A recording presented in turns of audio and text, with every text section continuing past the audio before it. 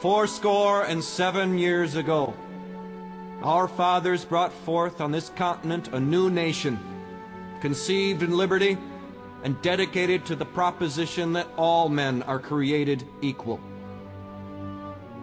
Now we are engaged in a great civil war, testing whether that nation, or any nation so conceived and so dedicated, can long endure. We are met on a great battlefield of that war. We have come to dedicate a portion of that field as a final resting place for those who here gave their lives that that nation might live. It is altogether fitting and proper that we should do this. But in a larger sense, we cannot dedicate, Gettysburg Address. we cannot consecrate, President Abraham Lincoln, we cannot hallow this after ground. the Union victory at Gettysburg. The brave men, living and dead, who struggled here, have consecrated it far above our poor power to add or detract. The world will little note nor long remember what we say here, but it can never forget what they did here. It is for us, the living, rather, to be dedicated here to the unfinished work which they who fought here have thus far so nobly advanced. At Gettysburg, It is rather for us Robert to be here, dedicated to the great task remaining before us, that from these honored dead we take increased devotion to that cause for which they gave the last full measure of devotion. Was to surround the Union that we capital, here highly Washington, resolve that these dead shall not have died in to vain. surround Washington, That this D.C. nation came under after God the Battle of shall have a new Chancellorsville, birth of freedom, when he decided and surrounding that government the Union of the capital people, will force by the them people, to surrender, for the as people, their capital has shall been not taken perish into Confederate from the hands. earth. The Gettysburg battle was 3 days long, and in those 3 days a total of 7,000 people died and 26,000 were left wounded.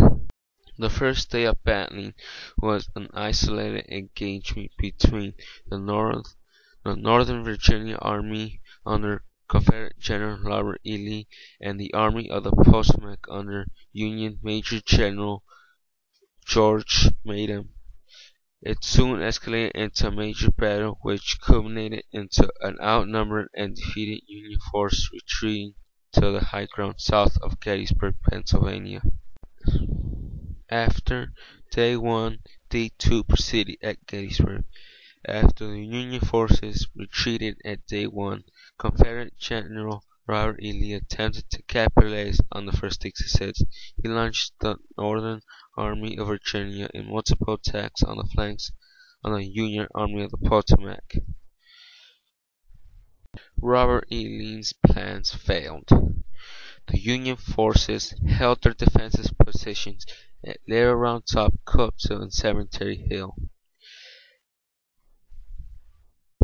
Lee's disappointment at the happening of Day 2 led him to Day 3, attacking the center flank of the Union forces. Day 3 started by artillery barrage, which historians say failed miserably, which almost none of the artillery hit their targets. After this, it led to a famous charge, Pickett's Charge. Pickett's Charge was an infantry assault that failed, killing about 1,600 soldiers in the charge.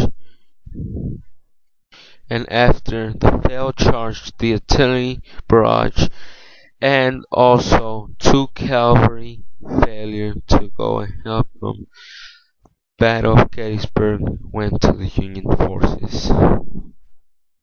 Many historians say that if a Confederate victory at Gettysburg might have ended the Civil War 2 years earlier, but they didn't, and the Union was preserved under many historians. This battle was very important.